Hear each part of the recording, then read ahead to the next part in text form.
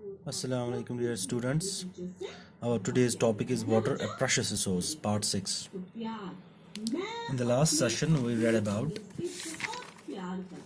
potable water and how water is purified, the purification of water. Now we will be reading about the electrolysis of water. Electrolysis of water. First of all, we will see what is electrolysis. Electrolysis, it is the process by which electric current is passed through a substance to effect a chemical change. It's that process or method by which electric current is passed in any substance to bring a chemical change in that substance. ये वो process है जहाँ पे किसी solution में हम किसी substance में इलेक्ट्रिसिटी पास करते हैं ताकि उसमें एक केमिकल चेंज हो। ऐसे ही हम वाटर में जब इलेक्ट्रिसिटी पास करते हैं तो जो वाटर का मॉलिक्यूल है, you all know the water molecule, water is a compound. इसकी फॉर्मूला जो है, केमिकल फॉर्मूला है H2O। H2O is the chemical formula of water.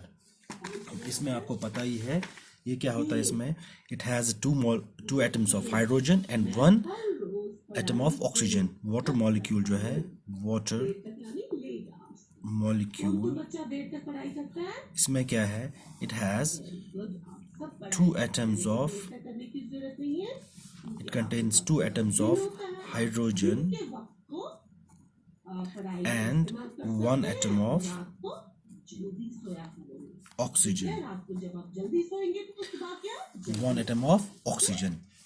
ये ऐसे है, ये हम देखेंगे, दिस ऑक्सीजन नेगेटिवली चार्ज्ड, यहाँ पे हाइड्रोजन, ये हाइड्रोजन पॉजिटिवली चार्ज्ड। यहाँ पे बॉन्ड्स होते हैं इनको, जिससे ये एक दूसरे के साथ जुड़े होते हैं। बॉन्ड्स में तो अगर दरवाज कब्ज आसान दैट बॉन्ड जो कब्ज तो हो थवान ताकस पानवे जुड़ित, इथे पे बॉन्ड पानवे जुड़ित थवान, that's covalent bond, covalent bond. It has 2 atoms of hydrogen and 1 atom of oxygen. अब when we pass electricity into the solution of water, हम इलेक्ट्रिसिटी इसमें पास करते हैं, पानी में इलेक्ट्रिसिटी हम पास करते हैं। इलेक्ट्रिसिटी जब हम पास करते हैं तो ये स्प्लिट हो जाता है। ये ऐसे होता है, वाटर कंपाउंड मॉलिक्यूल ऐसे है, ये स्प्लिट हो जाता है इनटू हाइड्रोजन एंड ऑक्सीजन। इसी को हम कहेंगे, that's called as electrolysis of water. अब क्या होता है electrolysis of water? Electrolysis of water ये होता है when an electric current is passed into the water to split it into its constituent elements, जो इसके different elements हैं, इनको split करना, अलग अलग निकालना। This called as electrolysis of water।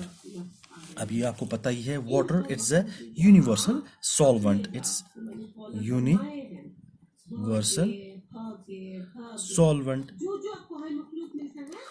अब जो substance, इसको इसलिए कहते हैं universal solvent, it dissolves almost every substance, it can dissolve almost any substance। अब जिस सब्सटेंस को ये डिसॉल्व करता है उनको हम कहेंगे hydrophilic. Substance that dissolves in water, they are called as hydrophilic substances that dissolve in water or called hydrophilic. Hydrophilic क्या होता है? They are water loving substances, उनको बोलते हैं वाटर लविंग। जैसे साल्ट है, जैसे शुगर है, इसमें डिसॉल्व होते हैं, उनको कहेंगे हम हाइड्रोफिलिक। अब वो substances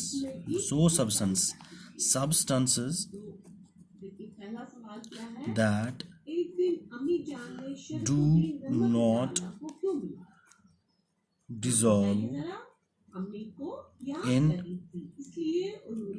water are called hydrophobic hydrophobic. Hydrophobic means water fearing. Water fearing. Example इसका क्या आएगा? सैंड है, सॉइल है, ये हाइड्रोफोबिक है, इसमें साल्ट, शुगर एटसेट्रा. ठीक है ना. हम now we are discussing electrolysis. अब हमने देखा electrolysis of water. How it is done. Electrolysis of water ये कैसे किया जाता है?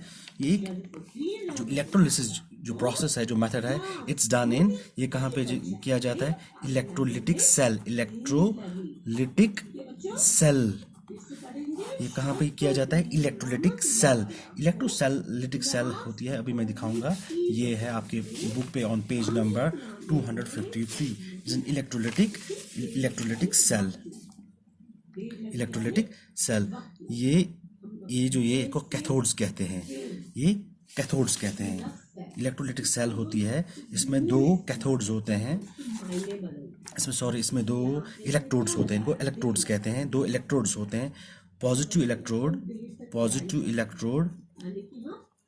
And negative electrode. Positive electrode and negative electrode. Positive electrode हमको उसको कहते हैं, that's called by name anode. इसको कहते हैं नेगेटिव इलेक्ट्रोड को कैथोड. और ये क्या होता है? They are connected to the यहाँ पे टू द एक्सटर्नल इलेक्ट्रिसिटी और बैटरी. यहाँ पे बैटरी, जिससे यहाँ इनको करंट मिलती है. ये बैटरी है, इस बैटरी यहाँ पे बैटरी है या सेल है, जिससे इसको करंट मिलती है. They are connected to the external power source. Anode and cathode. अब क्या होता है? ये देखिए, हम क्या करेंगे काम. दिस इलेक्ट्रोलिटिक सेल में हम पानी लाएंगे. इलेक्ट्रोलिसिस ऑफ वाटर कैसे करेंगे? इसमें पानी भर के लाएंगे. जब हमने इसमें पानी लाया तो आपको पता है, ये pure water is bad conductor of electricity. तो इसमें इलेक्ट्रिसिटी पास नहीं होगी. So for that, to make it a conductor, we add 2 to 3 drops of sulphuric acid. इसमें सल्फ्यूरिक एसिड के 2 to 3 ड्रॉप्स डालते हैं ताकि to make it a conductor. इसीलिए है वेसल कंटेनिंग एसिडिफाइड वाटर. थोड़ा H2SO4 दैट इज एसिड इसमें डाला जाता है. उसके बाद 2 ट्यूब्स लाए जाते हैं, उनको उल्टा इसमें डाला जाता है. एक को एनोड के ऊपर रखा जाता है, एक को कैथोड के ऊपर. उनको सील किया जाता है. And then electricity is passed from the external source. तो इलेक्ट्रिसिटी जब पास होती है तो after some time you will see the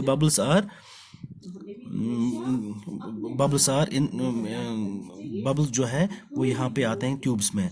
bubbles get accumulated in the different tubes. एक ट्यूब में एक में ज़्यादा बबल्स बनते हैं और एक में कम बबल्स बनते हैं. एक में ज़्यादा बबल्स, एक में कम बबल्स होते हैं. दैट डिनोट्स कि जो हाइड्रोजन है, जैसे मैंने आपको कहा था, हाइड्रोजन के जो है रेशो है H2O. हाइड्रोजन का जो रेशो है that's 2 times than that of oxygen. 1 time है, क्योंकि हाइड्रोजन, अब जो हाइड्रोजन है वो ज़्यादा गैस है. हाइड्रोजन भी गैस है, ऑक्सीजन भी गैस है. वो ज़्यादा एक्यूमुलेट होगी. उसके बाद क्या करेंगे? थोड़ी देर हम ये इलेक्ट्रिक सप्लाई काट देंगे और इनको ट्यूब्स को बाहर निकालेंगे और इनको ऊपर से कॉर्क लगाएंगे. उसके बाद क्या करेंगे काम? Will bring the gas. और हम लाइटर एक लाएंगे, उस लाइटर को इसके साथ रखेंगे, उस कॉर्क उठाएंगे तो वहाँ पे एक पॉपिंग साउंड हो जाएगा. पॉपिंग साउंड, और वहाँ पे पानी by water is form. This gas is hydrogen. Hydrogen gas को जहाँ पे पॉपिंग साउंड होगा, दैट मीन्स वो गैस हाइड्रोजन है. अब दूसरे को भी similarly we can test the next tube. उसके पास भी हम लाएंगे लाइटर. अब जो यहाँ पे हम लाइटर लाएंगे, कॉर्क इसका उठाएंगे तो इट विल कैच फायर. वहाँ पे आग लग जाएगी and that will burn brightly. इसका मतलब है इसमें ऑक्सीजन है. या आपको सबों को पता है oxygen helps in burning. Oxygen helps in burning. जो बर्निंग प्रोसेस में ऑक्सीजन हेल्प करता है. तो हमें क्या पता लगेगा कि यहाँ पे ऑक्सीजन, ये ऑक्सीजन है. तो हमें एनोड के पास कौन सा gas? Anode means positive positive electrode के पास हमारी कौन सी गैस एक्यूमुलेट होगी? ऑक्सीजन। और कैथोड के पास पॉजिटिव इलेक्ट्रोड, नेगेटिव इलेक्ट्रोड, कौन सी गैस? हाइड्रोजन हमारी कलेक्ट होगी। हाइड्रोजन गैस जो है, दोनों गैसेस हैं, it will burn with a popping sound, it will burn with a popping sound and it will catch fire and burn brightly. तो we can say कि oxygen positive electrode के पास accumulate हुआ है और नेगेटिव इलेक्ट्रोड के पास hydrogen accumulate हो गया, and we can say the water molecule is made up of 2 atoms of hydrogen and 1 atom of oxygen, because the accumulation of hydrogen, जो bubbles यहाँ पे बने, जो bubbles गैस bubbles बने वहाँ पे वो ज्यादा थे as compared to the oxygen bubbles।